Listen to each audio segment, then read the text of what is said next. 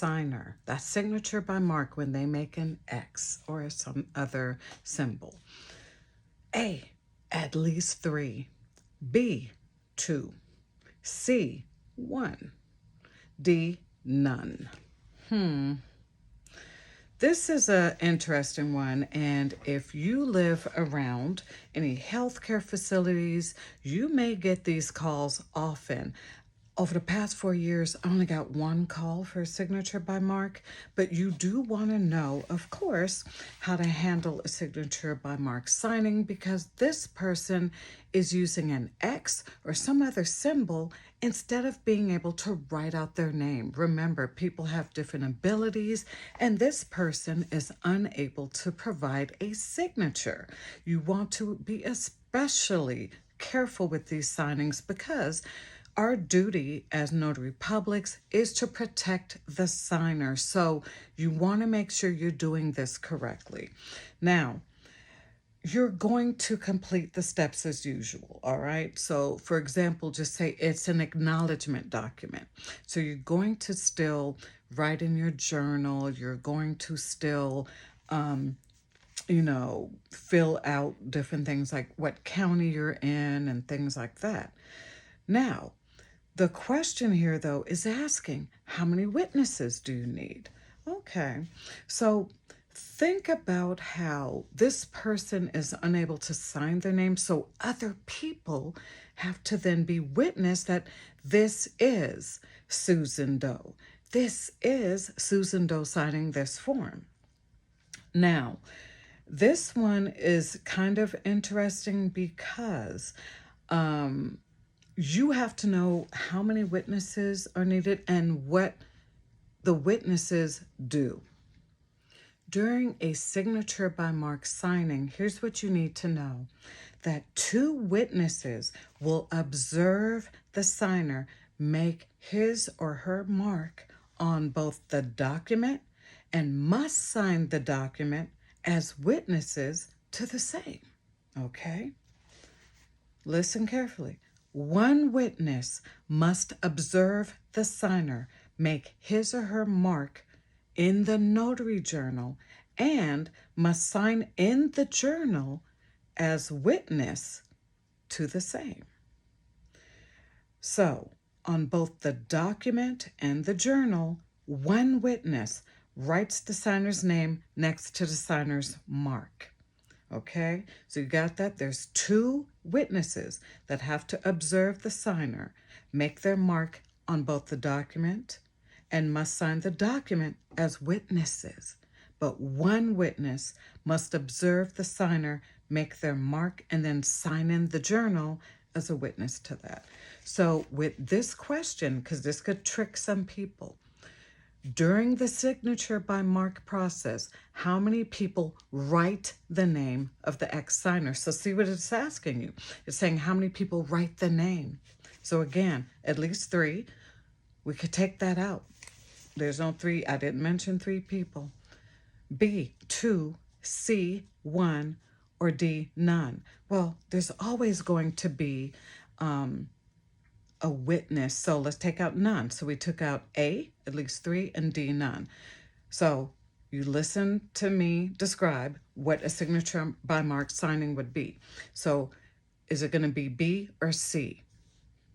The correct answer is C, 1, because there is 1 person writing the name of the signer who's doing signature by mark, only 1. It's the 2 witnesses observing the person make this X, right? But there's only 1 witness that has to then observe the signer making the mark and signing the journal. You see the difference to that one? So yeah, that answer is C, 1. Thank you to everyone who subscribed to my channel. Hi again. This is Renee Bass, Notary Public. I am a mobile Notary Public in the San Francisco Peninsula. So if you're new here, I just jump into it. I'm not going to give a long intro. Let's just study. Number 27. If you move, you must contact the A, Secretary of State, B, your employer, C, the county clerk, D, the Department of Notary Public. Now, you should know this back and forwards in your mind because you will see questions like this on the exam.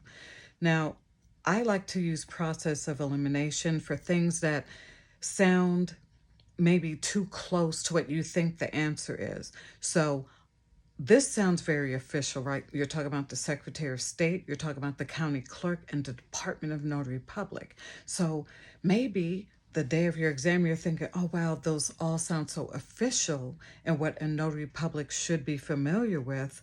The only one that I could process of elimination then is the employer, because if you are a notary public and you are sworn into the state of California notary public base, your employer, you move that's kind of like separate from being a notary, if you want to look at it like that. Because yeah, with an employer, whenever you've moved, you did have to notify your employer, but we're talking about specifically a notary public's move, okay? So by process of elimination, let's take out B. All right, we have Secretary of State, we have County Clerk, and we have Department of Notary Public. Now, I don't know about you, but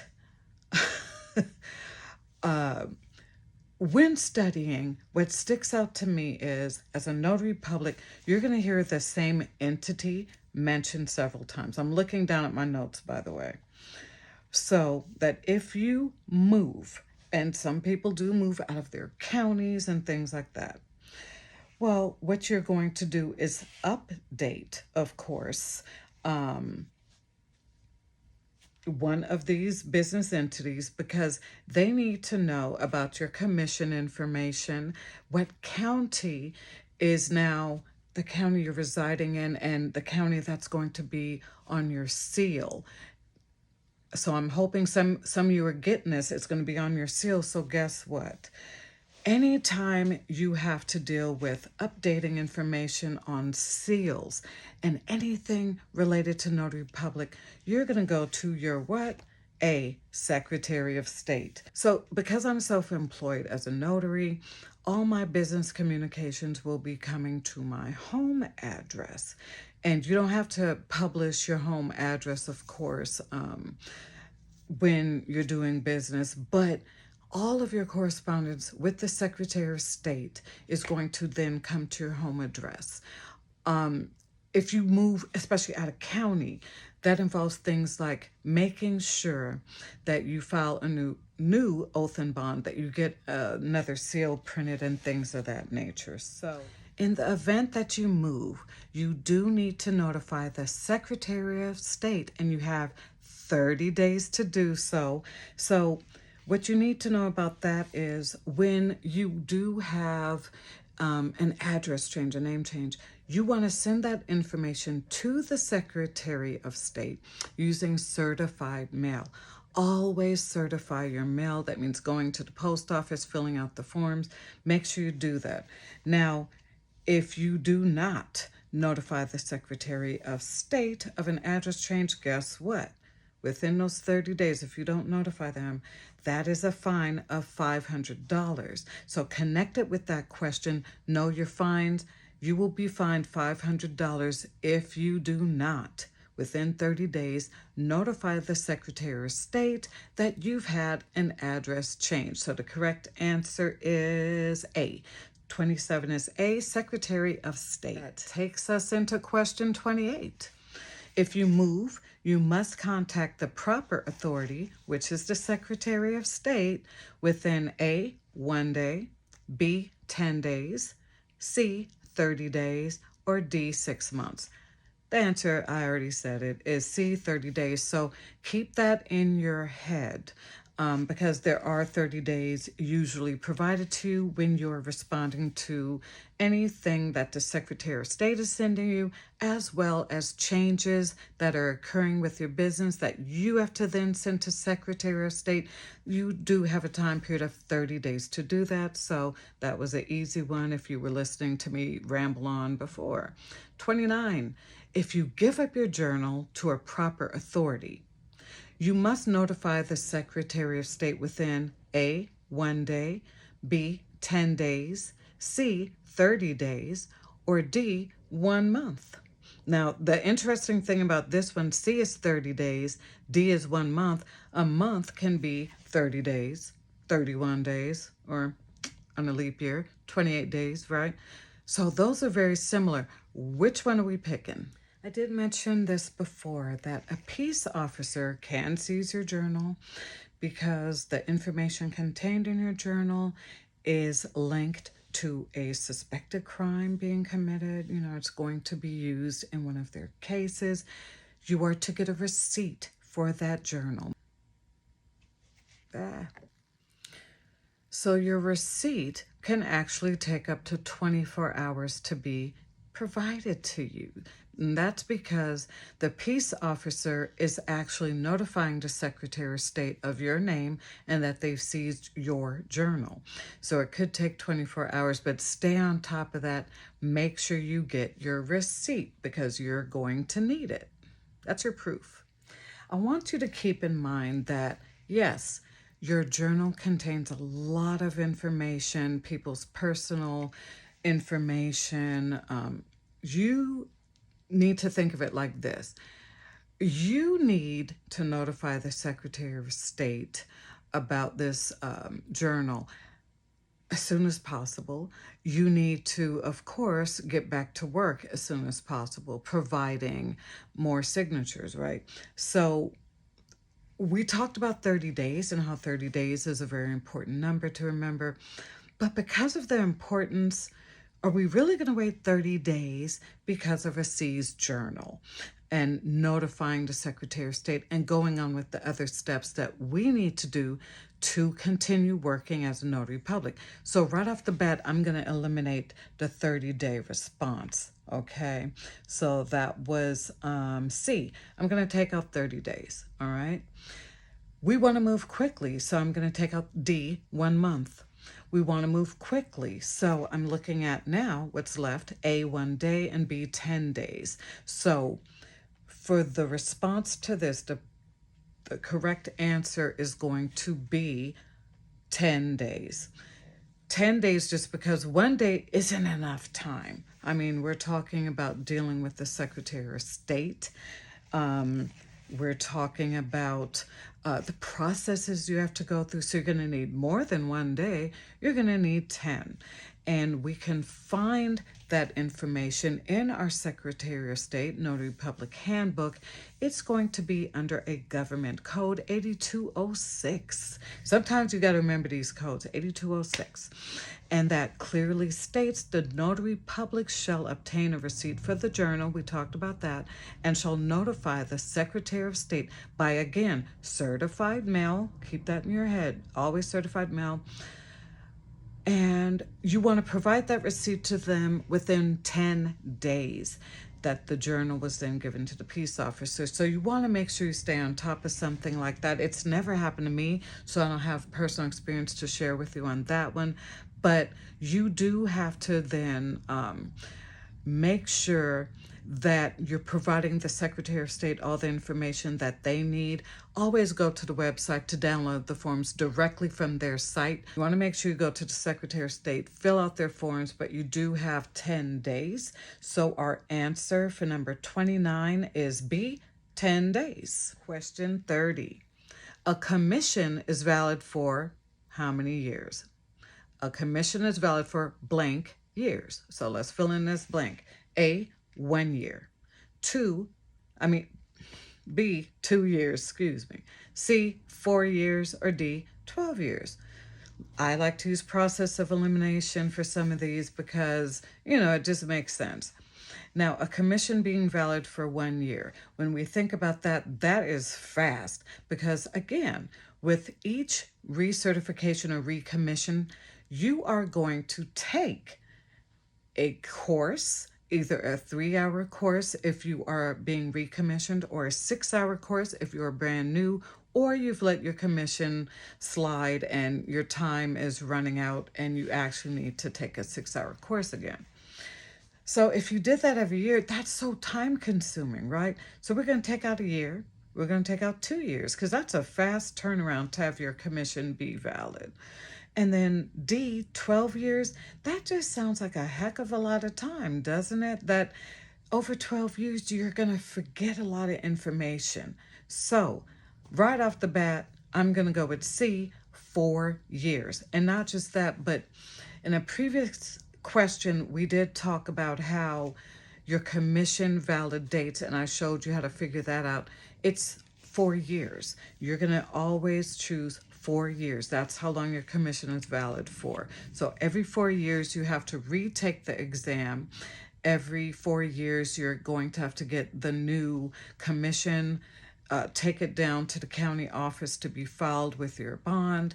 You have to do this every 4 years. Just commit that to memory. Every 4 years, you get a new seal. You have to destroy the old seal. 4 years. Because when you look at these options, the first two are just coming up too fast. 4 years sounds reasonable. 12 years just sounds like way too much time. At least that's how I look at it. That sounds like way too much time for anything. Because anytime you have a commission, a license, you need to do continuing education units and things like that to then get your new commission or license. 12 years would be just a heck of a long time. Most commissions and licenses have a shorter amount of time.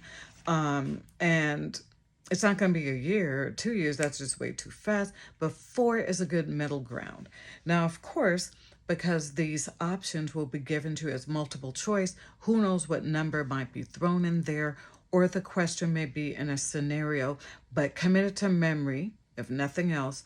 4 years your commission is valid. Now, I hope that did help to go over a couple questions and the possible answers.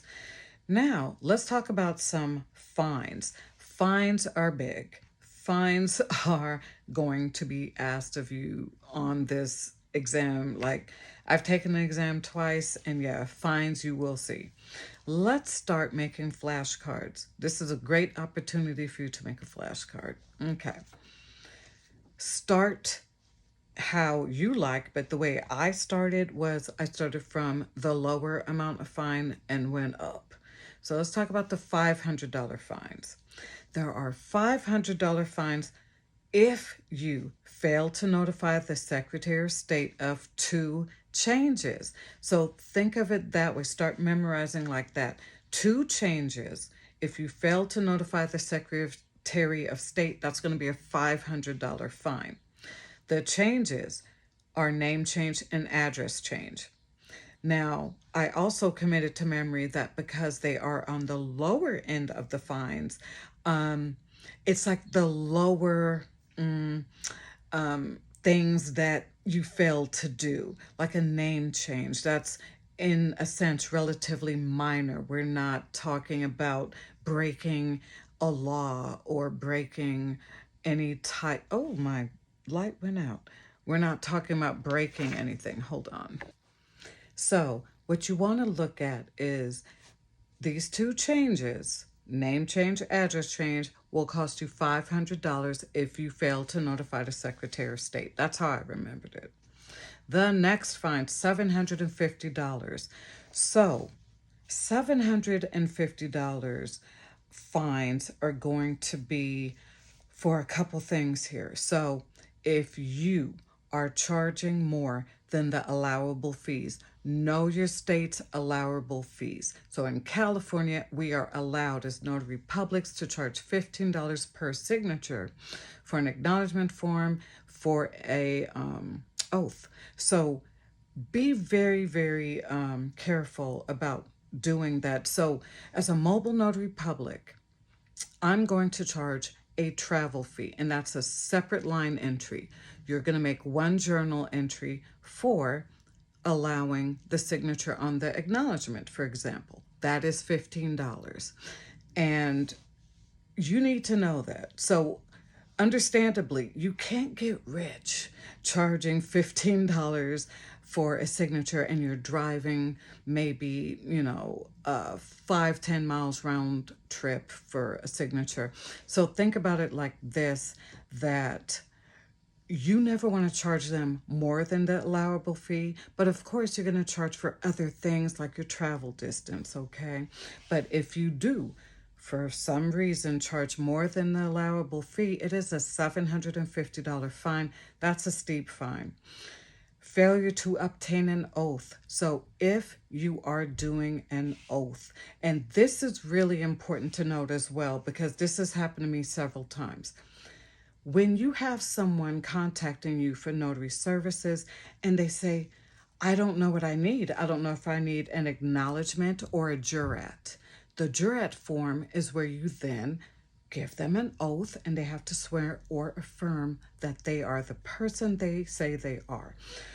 If you don't get an oath, but you're doing a jurat form, you will be fined $750. So you have to ask the person calling you for notary services, do you need a jurat? Do you need an acknowledgement form? You do not decide for them. What you're going to find, and I think this is fairly common, people want you to choose for them. Do not choose for them.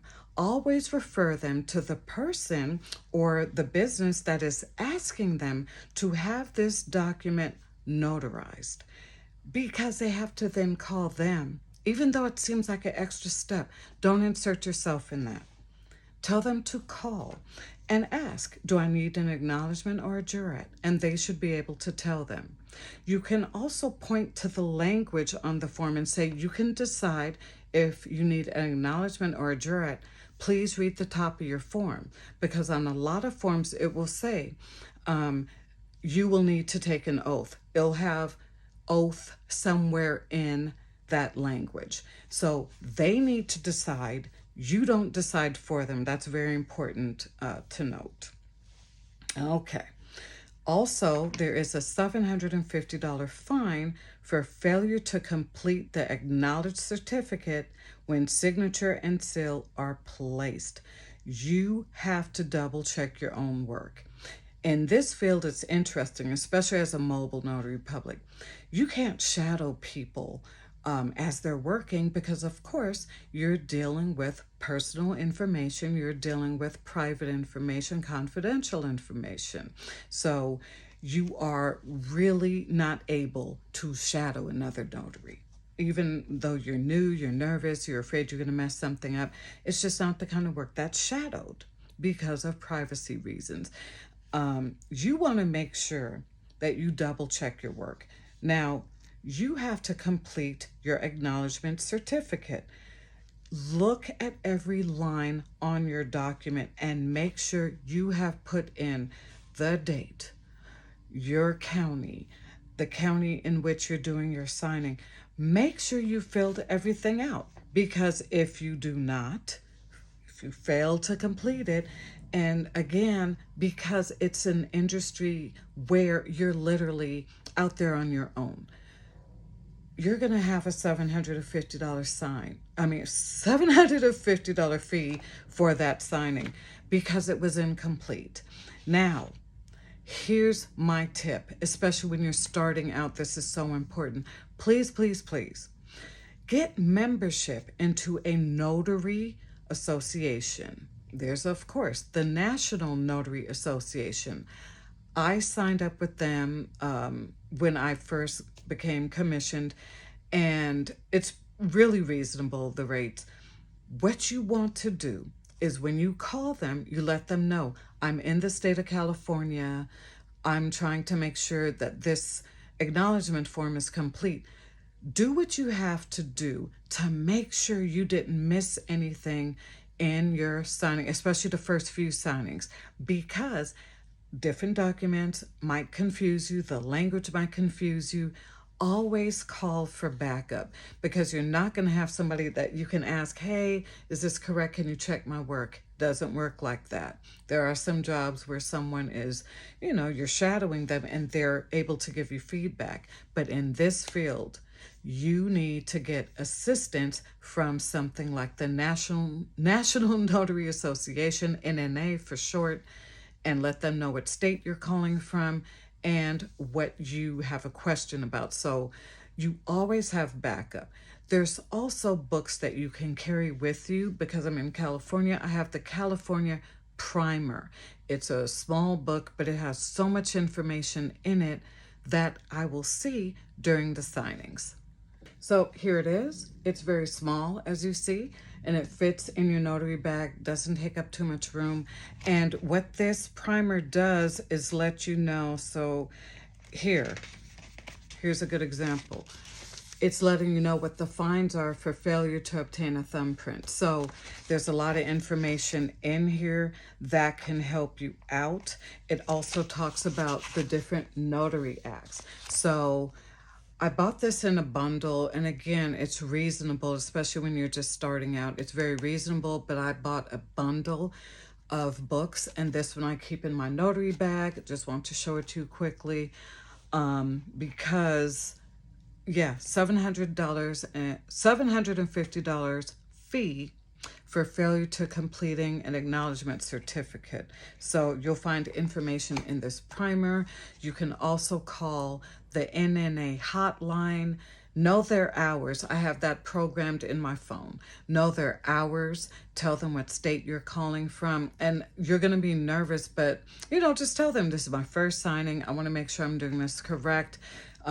What do I put in this section? Do I have to put something here, or can I leave it blank? Which you never leave stuff blank, but you can get out your nervousness. They understand because they are notaries themselves, and it will help. There have been so many good people there that I've spoken to, and I was like, I'm nervous, I'm sorry.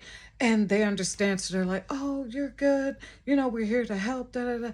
It makes you feel better because it is a very unique field to get into because you're out there on your own. But the NNA hotline has been such a great thing to have for me that, yeah, I believe in it. So yeah, this primer, calling the hotline, you're doing what you have to do when you're out there in the field. So the next fine I want to talk about, there's $1,000 fine. We're getting into the big money, right? So I just told you something really important, that when someone's saying, oh yeah, they told me I need a notary to witness my signature, so here's my form, and they sometimes just shove it at you, and they're nervous and they just want it done so they could get back to their daily lives. You need to stay in control, pace the interaction, because you don't want to pay any of these fines. I know I don't. So you want to do things correctly the first time. Now, I just mentioned to you that a lot of the times, like I would say 90% of the people that I have done signings with didn't know whether they needed an acknowledgement or a jurat. Those are two very basic forms. You're going to get so many of those done in your first 6 months of being a notary that you're going to get very, very comfortable with them. Very common. Now, I just told you, if they don't know which form they need, you are not to pick for them, because that is considered doing what? Practicing law without a license, because you're giving them information on what they need to do. Don't do that. A lot of people say, well, how do I fill this out? Because it's saying this or it's saying that. Surely you've seen this form before. They're going to ask you in so many different ways to help them out, to guide them. Is this the right form I need? Because he's in the hospital and I need to be able to take care of this and that for him. You may know the answer because you've done these signings before. I get it. But you are not to respond for them in any way, because that is considered practicing law without a license, and that is a $1,000 fine. I don't know about you, but I'm not trying to give up $1,000 for something like that, because yeah, it can come back on you, because some people, I'm sure, are thinking, hey, I'm out in the field, it's just me and this person, who's gonna know? You never know how it could turn around and that person calls you back and says, you told me to sign on this form, it's a different form, and da-da-da. And they're upset, of course, because they filled out the wrong paperwork, their loved one is in the hospital. They want someone to blame a lot of the times, and they will blame you because you told them to fill out a separate form. Don't do it. Like I said, even if you think you know the answer, always refer them. to an attorney, especially if we're talking about power of attorney documents, you want to speak to an attorney and find out what you need done, and then let me know whether you need an acknowledgement, if you need a jurat. I'm happy to come back and do your signing.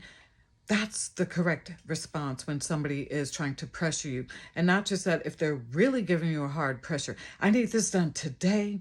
Just tell me so we could get it done. And don't do that. You, as a business person, need to change your mindset, and you set the pace to what you're comfortable with. And not just that, knowing what you know, that if you give someone the wrong information, you could be subject to fines. That should be enough right there to let you set the pace for yourself. So I hope this was helpful to you. The next video, we're going to talk about the rest of the fines. I am going to show you some signatures, so I'm going to prep a lot of things where I can show you journal entries, because a lot of new notaries want to see, what does a journal entry look like? And again, because we don't have on-the-job work sharing or shadowing, that you have a lot of questions, like how is it going to look? What do I need to put here? What should I do with this? I get it, because my newness have kind of worn off a little bit, so I'm here to help you. I hope it's been helpful. Again, this is Renee Bass, Notary Public, and I'll see you next time.